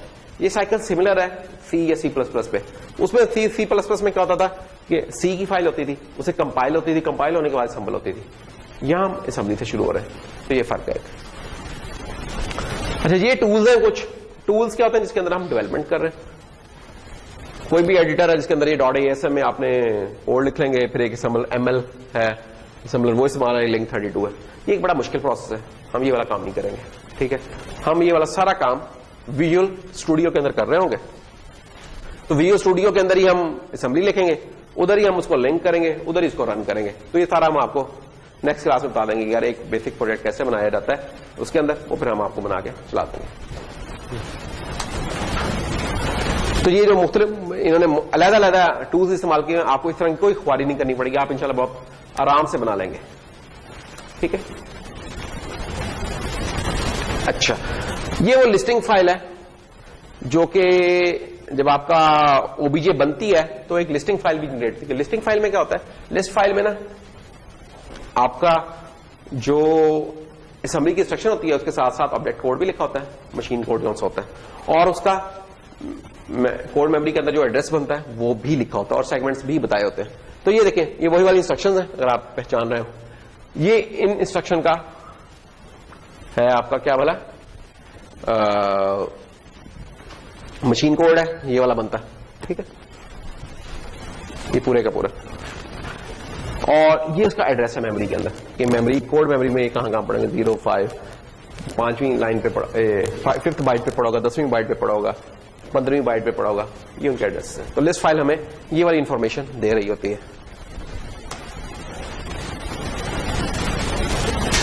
ठीक है। ऑब्जेक्ट कोड और ये हमारा रिलेटिव एड्रेसेस, ये रिलेटिव एड्रेस है, हाँ ये याद रखने की बात है, ये रिलेटिव एड्रेस है, जो भी आपका सेगमेंट है उससे रिलेटिव होते हैं। अच्छा, डेटा हम कैसे डिफाइन करते हैं? जो सी वगैरह का प्रोग्राम होता है उसके अंदर तो हम बना लेते हैं यार कि इंट एक्स, इधर हम कैसे डिफाइन करते हैं, इधर कौन सी डेटा टाइप्स होती हैं? तो इधर जो डेटा टाइप्स हैं जनाब वो ये वाली जो लिखी हुई नजर आ रही हैं, byte, S byte, word, S word, D word, S D word. जिन भी टाइप्स के पहले इन तीनों टाइप्स में जब एस नहीं आ रहा तो ये अनसाइंड के लिए, बाइट, वर्ड, डी वर्ड, ये अनसाइंड है। S byte, S word, S D word signed है। बाइट नाम से पता है कि 8 बिट के लिए है, ये 16 बिट के लिए, ये 32 बिट के लिए। फिर क्वाड वर्ड होता है क्यू वर्ड, क्यू वर्ड होता है 64 बिट इंटीजर के लिए। इसको सी या सी प्लस प्लस में इसको हम लिखते होते हैं लॉन्ग लॉन्ग लॉन्ग, कौन सा, ये साइंड होगा, ये वाला केस साइंड, ठीक है। या टी बाइट 10 बाइट्स, 10 बाइट्स आपकी 80 बिट का इंटीजर है, ये साइंड है। सिर्फ इस केस में था, इन 3 केस में इधर ये। अच्छा, ये थे इंटीजर डेटा टाइप्स। फिर आपकी रियल डेटा टाइप्स भी होती हैं, सी सी प्लस में क्या होती हैं, फ्लोट और डबल, है ना। इधर कौन सी हैं, रियल 4 होता है फ्लोट के इक्विवेलेंट, रियल 8 होता है आपका डबल के इक्विवेलेंट, और एक तीसरी भी होती है रियल 10 जो कि एक्सटेंडेड प्रिसीजन होती है, जो कि सी में नहीं आपको मिलती, असेंबली दे रही है, ठीक है। तो ये डेटा टाइप्स हैं। डेटा को हम डिफाइन कैसे कर रहे होंगे, सी वगैरह में क्या होता है कि टाइप हम पहले लिखते हैं, उसका नाम बाद में बताते हैं। असेंबली में उल्टा होता है, नाम पहले बताते हैं, टाइप उसके बाद में लिखते हैं। ये देखिए, जैसे एक हमने वेरिएबल बनाया वैल्यू 1, किस टाइप का, बाइट का, उसे इनिशियलाइज किससे कर लिया, कैरेक्टर ए से। अब इसमें इक्वल शिक्वल कोई चीज नहीं है, ये ध्यान करना, ठीक है। Value 2 byte, value 4 signed byte, ये सारी बाइट ही बनाई है जालिम ने।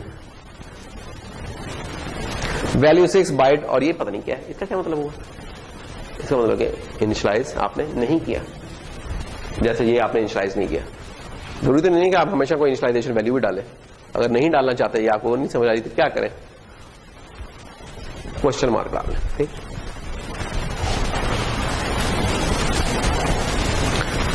अरेज बनानी है तो अरेज कैसे बनेगी, इधर तो अरेज बन जाती होती नहीं कि आपने लिखा एंड y 4 इक्वल टू 1 2 7 20, इधर कैसे बनेगी, जैसे वो वेरिएबल बना रहे थे वैसे ही बनेगी। सिर्फ ये है कि अब एक इनिशियलाइजेशन नहीं आ रही, जितने की बनाना चाह रहे उतनी इनिशियलाइजेशन आ गई।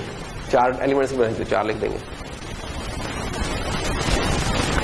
उसे मल्टीपल लाइंस के ऊपर भी लिख सकते हैं, जब तक अगला वेरिएबल का नाम नहीं आएगा वो सारी की सारी उसी अरे का पार्ट होंगे। अच्छा हाँ, नहीं कॉमा आना जरूरी है, तो फिर उसका पार्ट बन जाएगी। तो ये जनाब आपकी कुछ अरेज बन गई हैं। ये स्ट्रिंग्स बनाने का तरीकाकार है। स्ट्रिंग्स क्या होती है, हमारी वो कैरेक्टर अरेज होती हैं बेसिकली। तो इसका मतलब जिस तरह अरे बनाई थी इस तरह बन जाएगी, सिर्फ टाइप इसकी बाइट हो जाएगी। डबल कोट्स में लिख सकते हैं। और स्ट्रिंग का हमें पता था, सी स्ट्रिंग की एक और निशानी क्या होती है, उसकी आखिरी जो लोकेशन होती है 0 से होती है, ये बताई थी।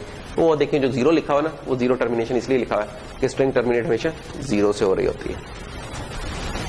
आस्की टेबल आ गया, ये वाली चीज कर ली है तो इसलिए मैं इसको इधर नहीं बता रहा। तो खैर, और इसमें अच्छा हाँ, एक चीज हो सकती है कि जैसे ये मैंने यहां तो अरे बनाई और मैंने इसे इनिशियलाइज कर लिया ना, ये भी तो हो सकता था कि मैं बनाता कि एंड जेड 1000 एलिमेंट्स बनाता। 1000 एलिमेंट्स लिखना तो मैं लिखना शुरू कर दूं तो इंशाल्लाह आधा घंटा और लग जाएगा मुझे, लिखता रहूंगा। इधर नहीं लिखे ना मैंने, तो मैं असेंबली में भी चाहता हूं कि कोई चीज हो कि ना लिखूं। तो उधर फिर ये ना,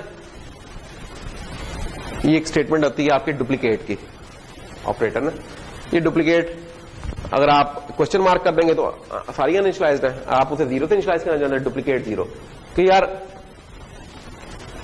ये 20 बाइट्स, ये अब 20 वैल्यू नहीं है, ये डुप्लीकेट से पहले जो लिखा और ये कह रहा है कि यार 20 इस तरह की बाइट्स आएंगी और उन सब में जीरो डाल दो। ये 20 बाइट्स आएंगी और उनमें कुछ इनिशियलाइज ना करना, 4 बाइट्स आएंगी और उसके अंदर ये चीज लिख देना, 4 इस तरह के आएंगे डुप्लीकेट स्टैक। तो ये देखें स्टैक स्टैक स्टैक स्टैक 4 दफा डुप्लीकेट हो गया, ठीक है। तो ये जस्ट एक रीड करते रहेंगे ना, तो इसमें समझाने वाली ऐसा कुछ नहीं, ये बस कुछ वो है कन्वेंशन है जो असेंबली में हम यूज कर रहे होंगे।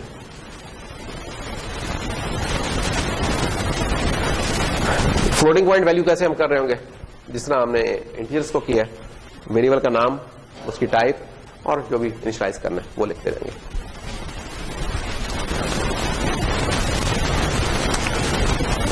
ये वाली चीज भी हमने कर ली हुई है, पिक में आपको लोगों को करवाई थी कि बाइट ऑर्डरिंग और एनडीएनएस क्या होता है। एनडीएनएस का हमने डिस्कस किया था, एक लिटिल एंडियन होता है और एक बिग एंडियन होता है। लिटिल एंडियन में क्या होता है कि आपका लोअर मेमोरी एड्रेसेस आते हैं लोअर बाइट पे, बिग में क्या होता है कि उसके उल्टा होता है कि लोअर मेमोरी एड्रेसेस आपके हायर बाइट्स पे आ रहे होते हैं। तो ये देखें, ये मेमोरी है, मेमोरी में बाइट 0 पड़ी है, फिर बाइट 1 पड़ी है, 2 पड़ी है, 3 पड़ी है। जब हम इसे लोड करके लाएंगे इन चारों बाइट्स को, एक लेट से 32 बिट का लोड करते हैं, 32 बिट का लोड करेंगे तो एक वेरिएबल में उठा के हमने लोड करके लिया है या रजिस्टर में लोड करके लिया है, तो उसमें ये बाइट्स कैसे पड़ी होंगी, एनडीएनएस ये बताती है हमें। तो आपको सवाल दिया जा सकता है यार ये एक दी हुई मेमोरी में ये चीजें पड़ी हुई हैं, लिटिल एंडियन में ये कैसे शो हो रही होंगी रजिस्टर में, बिग एंडियन में कैसे शो हो रही होंगी, इस तरह का सवाल हो सकता है। या उल्टा हो सकता है कि आपको इस तरह दे दिया रहा है कि यार ये बिग एंडियन में डेटा पड़ा है, जरा मेमोरी में रख दो, लिटिल एंडियन में डेटा पड़ा है, यार इसे जरा मेमोरी में रख दो, ये वाले काम हो सकते हैं। तो ये देखें, ये लोअर एड्रेस पे जो बाइट पड़ी है एलएसबी पे आ गई है लिटिल एंडियन में। यहां क्या हो रहा है, यहां जो लोअर पे पड़ी हुई है बाइट 3 वो मोस्ट सिग्निफिकेंट बाइट के ऊपर आई है, एक फर्क है। तो ये इंटेल वगैरह जिसमें हमने काम किया, पिक जिसमें हमने काम किया, वो सब लिटिल एंडियन में चल रहे थे। ये जो प्रोसेस है मैप्स, मोटोरोला, स्पार्क, इनमें जरा बिग एंडियन में काम कर रहा होता है। या इवन जो इंटरनेट के ऊपर भी ट्रैफिक होती है मेरे ख्याल में पैकेट्स वगैरह, वो भी शायद बिग एंडियन में होते हैं, आई एम नॉट श्योर, लेकिन मेरा ख्याल है। अच्छा,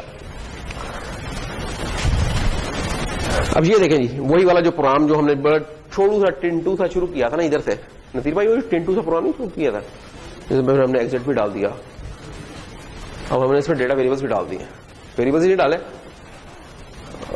अरेज नहीं डाली, बस ये वाली चीज डाल दी, वेरिएबल्स डाल दिए और ये वाला काम कर लिया। तो अब ये क्या क्या, अब ये वैल 1 जो सा ये मूव करके इसके पहले इमीडिएट हमें दिए थे ये नंबर्स, अब वो नंबर्स हमने इन वेरिएबल्स में लिखवा दिए।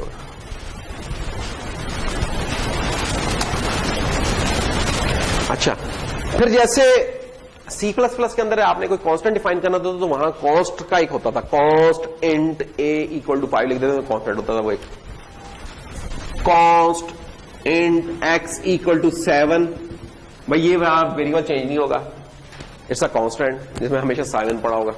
सबसे अच्छी चीज सी में जब आए तो हमने कहा यार कॉन्स्ट उधर एग्जिस्ट नहीं करता, तो उधर हमने इसका हल क्या निकाला, डिफाइन, हैश डिफाइन किया था। तो हम कहते थे हैश डिफाइन x7, करते किस लिए थे कि जो कॉन्स्टेंट्स यूज हो रहे हैं हमारे कोड में उनको हम कोई नाम दे दें। नाम देने से क्या होता है, नंबर से हमें पता नहीं चलता कि यार इसका पर्पस क्या था, नाम जब दे देते हैं तो हमें उसका पर्पस क्लियर हो जाता है, ठीक है। तो असेंबली में हम ये कांस्टेंट कैसे डिफाइन कर सकते हैं, तो ये 2-3 तरीके हैं, इक्वल के साइन के साथ, इक्वू के डायरेक्टिव के साथ और टेक्स्ट इक्वू के डायरेक्टिव के साथ। अब ये चीजें क्या होती हैं, इनको क्विक सी नजर एक मार लेते हैं। जैसे काउंट इक्वल टू 500 लिख दें, तो ये हमने क्या किया, एक कांस्टेंट को एक नाम दे दिया कि काउंट है, कोई लूप का काउंट है पता नहीं, ठीक है, कोई पर्सन काउंट है, कुछ काउंट है। अब ये इंस्ट्रक्शन नहीं है by the way, it is just count equal to 500, और ये वेरिएबल भी नहीं है, ये सिंबल हमने एक सिंबल बनाया है इब्राहिम भाई, ये हमने ना एक सिंबल बनाया है काउंट जिसमें 500 पड़ा हुआ है और इसे हम इस्तेमाल कर सकते हैं। तो सिंबल कौन सा है, ये आपका इंस्ट्रक्शन भी नहीं है, ये आपका वेरिएबल भी नहीं है। अच्छा सबसे आसान तरीका, लेकिन इसका मसला यह है कि इधर आके मैं इसको दोबारा डिफाइन कर सकता हूं 600। तो इधर सिर्फ एक पर्पज अचीव हुआ कि हमने नंबर को एक नाम दे दिया, कांस्टेंट नहीं उसे बना पाए। कांस्टेंट होता तो फायदा ही होता था, इसने बाद में फिर चेंज नहीं हो सकता था, ठीक है ना। तो हम चाहते हैं यार कोई और तरीका हो जिससे हम इसको कांस्टेंट कर दें।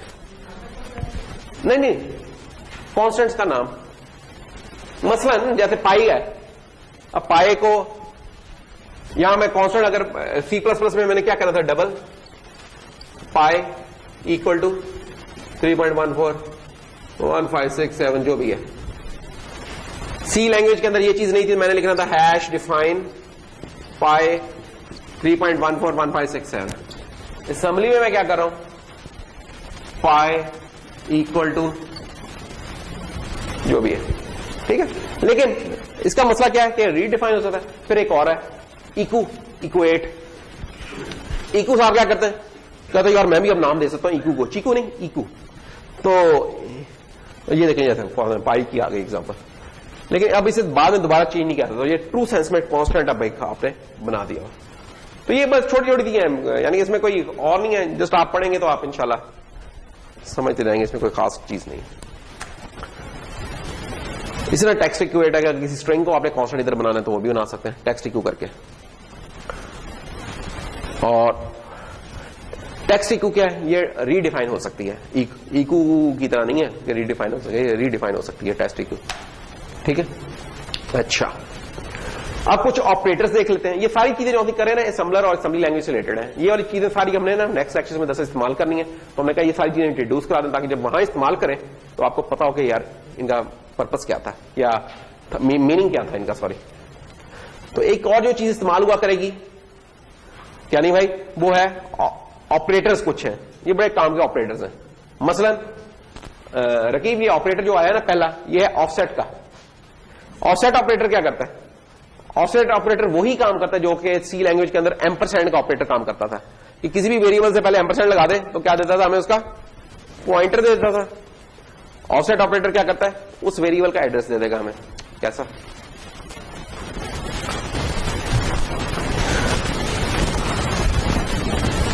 ये देखिए फॉर एग्जाम्पल आपका डेटा सेक्शन था, डेटा सेक्शन में कुछ आपने वेरिएबल्स बना लिए। अब आप कहते हैं कि यार ये जो बी वैल है इसका एड्रेस क्या है, तो आप क्या करें, ऑफसेट बी वैल लिख दें। अब ये जो कोड लिखा है ना, इसका अगर मैं आपको इक्विवेलेंट सी कोड लिख दूं, वो क्या होगा, ये देखें। अगर सी कोड लिखते तो क्या होता, अनसाइंड 4 बी वैल, ओके, और फिर हमने लिखना था वाइड मेन,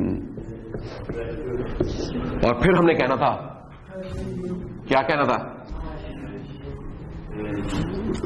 अनसाइंड हैश कहां से आ गया, 4 pointer equal to ampersand B val. ये वही वाला काम हो गया, समझो वैसे वाली यही वाला काम कर रही है इस वक्त। और ये जो मैं लिख रहा हूं ना, ये मैं इस तरह का पेपर में भी दे दिया करता था, क्या ये जो कोड लिखा है इसकी तरह असेंबली लिख दो, अच्छा वो जो असेंबली लिखी है इसका जरा सी कोड लिख दो, तो तुम देख सकते हो बड़ा आसान है ना। ऐसे ही कोई पश्तो से उर्दू में बात करने लगे, उर्दू से पश्तो में बात करने लगे, इतना आसान ही है। तो इतनी आसान है।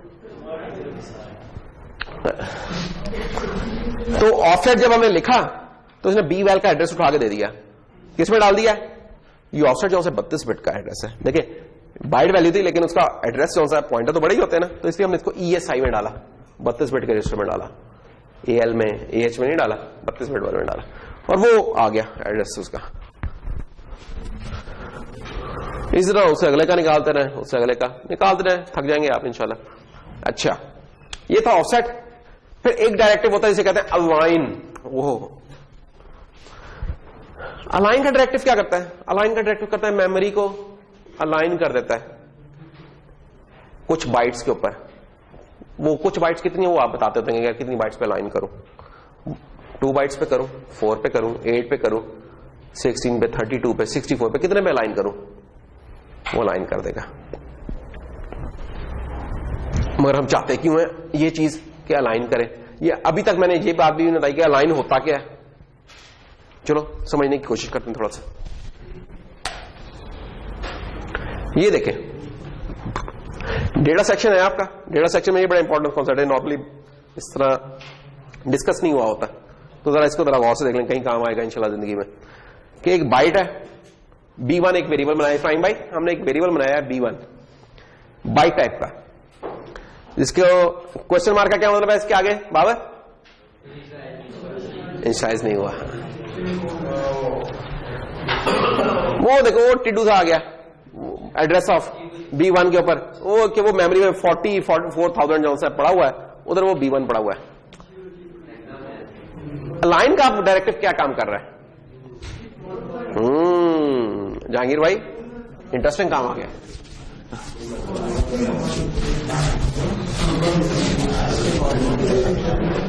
तो ये देखिए जनाब मेमोरी है,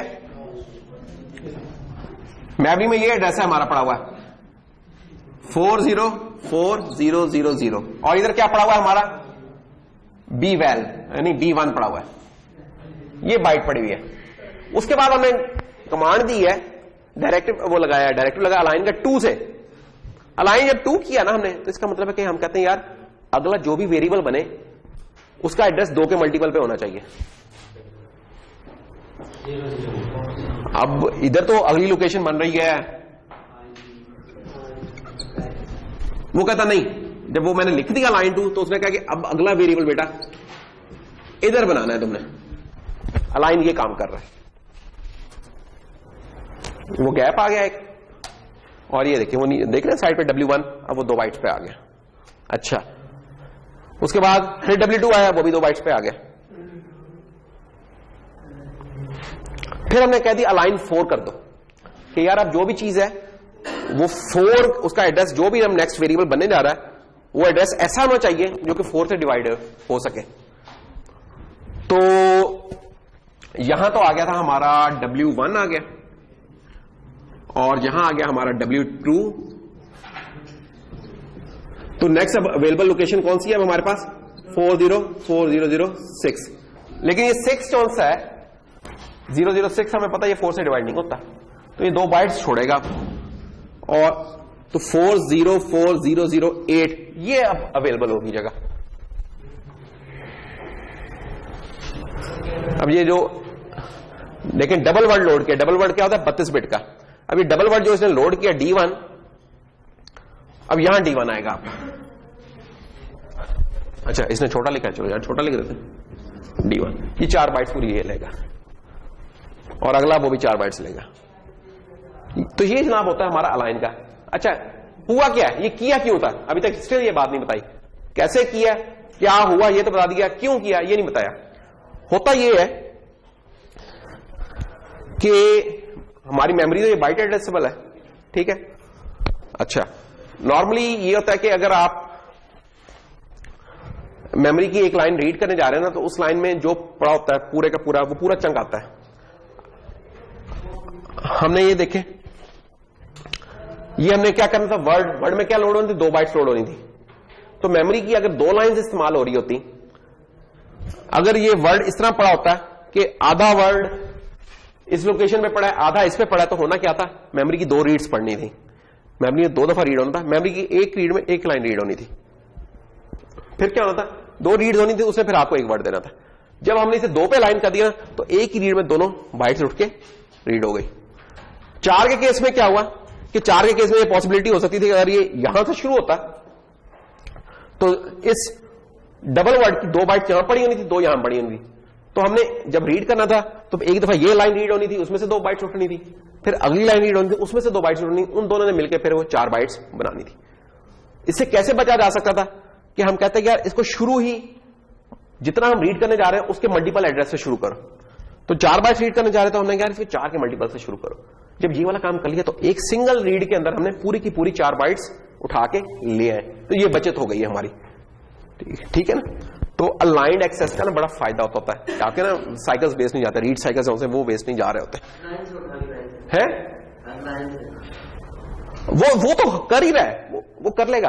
अगर आप ये नहीं लिखेंगे ना, ये चीज नहीं लिखेंगे, तो इसने फिर W1 यहां से शुरू कर देना और D1 को यहां से शुरू कर देगा अगर आप नहीं लिखेंगे। आपका काम फिर भी हो रहा होगा, लेकिन कोई और कंप्लेक्सिटी है जो पीछे चली गई है प्रोसेसर के पास, आपको रिजल्ट अभी भी ठीक मिल रहे होंगे, क्योंकि आपका ये प्रोसेसर जो है अनअलाइंड मेमोरी एक्सेस सपोर्ट करता है। कुछ प्रोसेसर होते हैं जो सपोर्ट ही नहीं करते, ठीक है ना, वहां फिर मसला होते रहते हैं। जो मैंने अभी कोड दिखाया था ना एक और प्रोसेसर का, वो नहीं करता था, उसमें एक अलग इंस्ट्रक्शन होती है अनअलाइंड को करने के लिए, वहां बड़े मसले होते हैं। तो ये तो सपोर्ट करता है, लेकिन इसको कॉस्ट पड़ती है। कॉस्ट क्या पड़ती है कि एक चक्कर लगाएगा आधा लेके आएगा, अगला चक्कर लगाएगा आधा लेके आएगा, उनको जोड़ेगा। अब जैसे ये दोनों भाई बैठे हुए हैं, इन दोनों को इकट्ठा लेके रहना, एक ही बेंच में बैठे, पूरा बेंच उठा के ले रहूंगा। दोनों कजन्स, दोनों दोस्त बैठे हुए हैं, अगर इन दोनों को इकट्ठा लेके जाना होता, नजीर भाई यहां बैठे हैं, हमीद भाई वहां बैठे हैं, तो क्या करना पड़ना था, पहले एक बेंच उठा के लेके जा रहा हूं, फिर दूसरा लेके जा रहा हूं। ये वाला प्रोसेसर को सामने कुछ इस तरह का काम करना पड़ना था। बस खत्म, हमारा भी खत्म हो गया। टाइप ऑपरेटर की वही चीज है जो कि सी में क्या होती है, जो बंदा बताएगा उसको एक बोनस मिलेगा।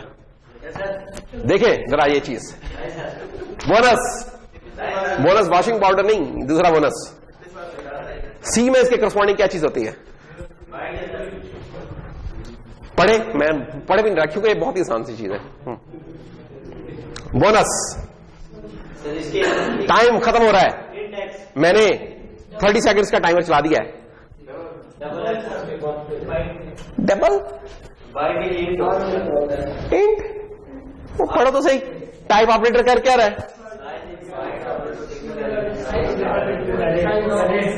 सी में क्या चीज होती है इस काम के लिए, सी प्लस में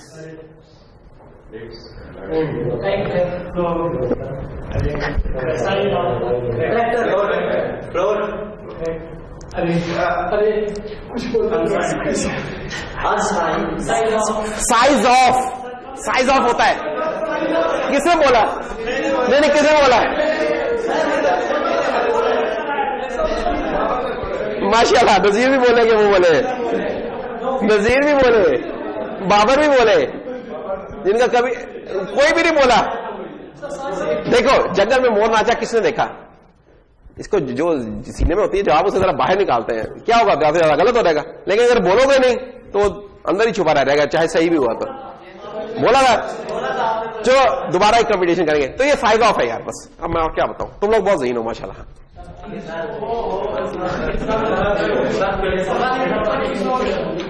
लेंथ ऑफ, इसके करस्पॉन्डिंग सी में नहीं कुछ मिलेगा, लेकिन बनाया जा सकता है सी में ऐसी चीज। लेंथ ऑफ बताता है कि एलिमेंट्स कितने हैं, नंबर ऑफ एलिमेंट्स कितने हैं, साइज नहीं बताता, बाइट साइज नहीं बताता। जैसे अगर 4 एलिमेंट्स की अरे है और उनकी टाइप, उस अरे की टाइप है ये इंट है, तो इसका अगर साइज ऑफ करेंगे तो जवाब मिलेगा 16। लेकिन अगर ये मैं लेंथ ऑफ का लगाऊंगा ना इधर, तो ये बताएगा कि 4 की 4 एलिमेंट्स है इसके अंदर। ये क्या चीज है, ये वो चीज है जो मैटलैब की लेंथ नहीं होती, लेंथ का मैटलैब के अंदर भी तो होता है ना एक लेंथ का, तो साइज भी होता है लेंथ भी होता है, दोनों चीजें होती हैं। साइज दोनों डायमेंशन बताती है, लेंथ एक उसका बताता। ओह साइज ऑफ भी आ गया, तो साइज ऑफ भी एग्जिस्ट कर रहा है जो कि बाइट्स में ही बताएगा। क्या बात है। तो जनाब ओह ये बड़ी इंपॉर्टेंट चीज है। ओहो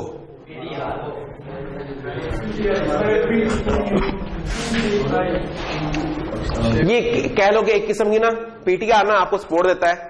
अरे चलो दोबारा चैलेंज ओपन, बताओ सी में क्या चीज है सपोर्ट नहीं, चैलेंज लाइन दोबारा ओपन है। सी में इसके करस्पॉन्डिंग क्या चीज है, पढ़ो और बताओ।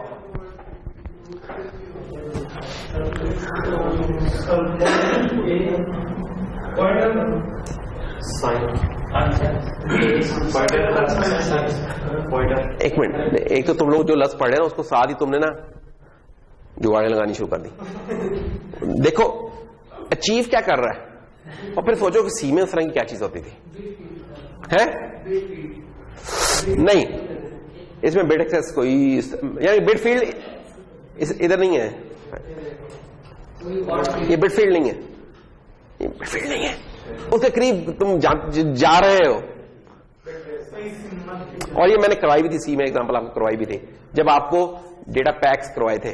एक तो बिट फील्ड वाले तरीके से कराए थे, एक यूनियन से कराए थे, और एक तीसरी चीज भी थी जो मैं बता देता हूं, पॉइंटर्स, टाइप कास्टिंग, पॉइंटर्स की टाइप कास्टिंग।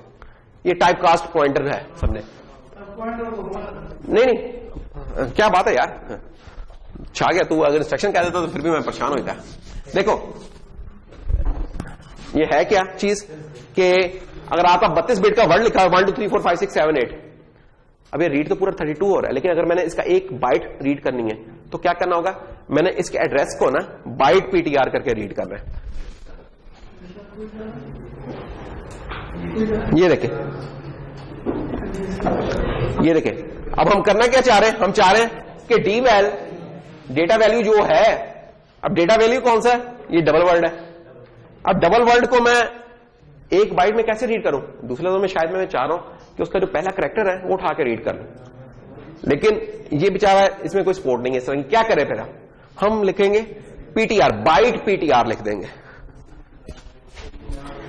क्या लिखेंगे, बाइट पीटीआर। जब हम बाइट पीटीआर करेंगे तो ये उस टाइम के लिए उस डी वैल को एज ए बाइट ट्रीट करेगा, और वो जो लिखी हुई है ना